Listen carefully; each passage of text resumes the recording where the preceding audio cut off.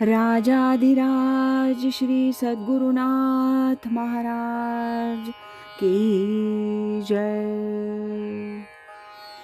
तीर्थस्वरूप परमपूज्य श्री रामराय गोविंद केळकर तथा श्री दासराम महाराज यांच्या वचनांवर आधारित श्री दादांचेच अंतरंग सत्शिष्य ना गोखले यांनी लिहिलेल्या नित्य नवा दिस जागृतीचा या ग्रंथातील आज ऐकूया 23 ऑगस्ट या दिवशीचं चिंतन.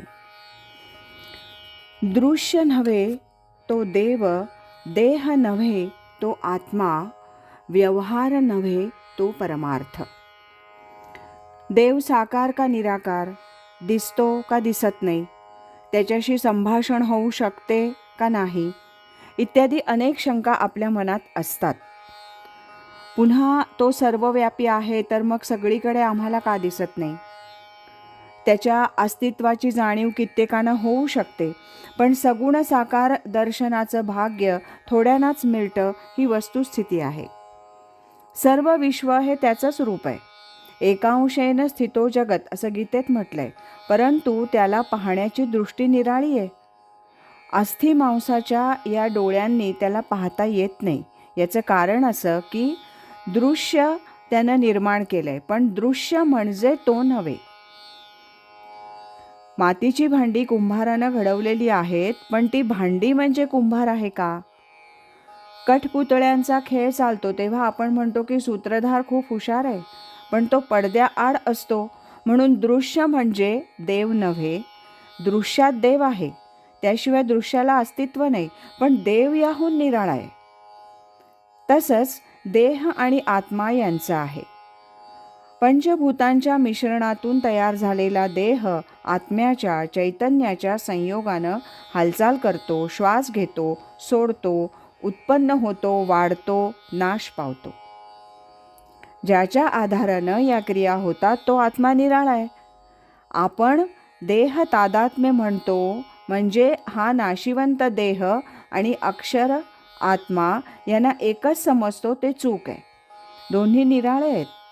एकाशिवाय दुसऱ्याचं चालत नाही हे जरी खरं असलं तरी देह पडला, नाश पावला तरी आत्मा शिल्लक राहतो, कारण तो परमेश्वराचा अंश आहे.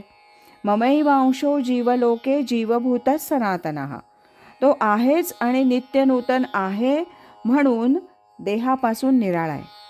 देह नव्हे तो आत्मा हे एकदा अंतःकरणात ठसलं की देहबुद्धी जाऊन आत्मबुद्धी प्रगट होते आणि परमार्थ घडतो. व्यवहार हा देहबुद्धीनं घडतो, परमार्थ आत्मबुद्धीशिवाय होत नाही. व्यवहारात देणं घेणं, फायदा तोटा, स्वार्थ आहे. परमार्थात फक्त ईश्वर दर्शन, साक्षात्कार, मुक्ती हेच उद्दिष्ट असतं. परमार्थाला व्यवहाराचे नियम लागू पडत नाहीत, त्या नियमानुसार परमार्थ होत नाही हे कळून आल्याशिवाय परमार्थाला सुरुवातच होत नाही. परमार्थी तो राज्यधारी असं समर्थ म्हणतात. परमार्थात सुख आहे ते इथंच आहे. व्यवहारात सुखदुःख संमिश्र आहे आणि ते सुद्धा तात्कालिक आणि सापेक्ष. या सर्व गोष्टीतला फरक आणि मर्म फक्त गुरुकृपेनंच समजतं आणि अंतःकरणात ठसतं हे मात्र निर्विवाद, आणि त्यासाठी नामस्मरण हेच साधन होऊ शकतं की जे व्यवहाराच्या पातळीवरून परमार्थाकडे घेऊन जाऊ शकेल. राजाधिराज श्री सद्गुरुनाथ महाराज की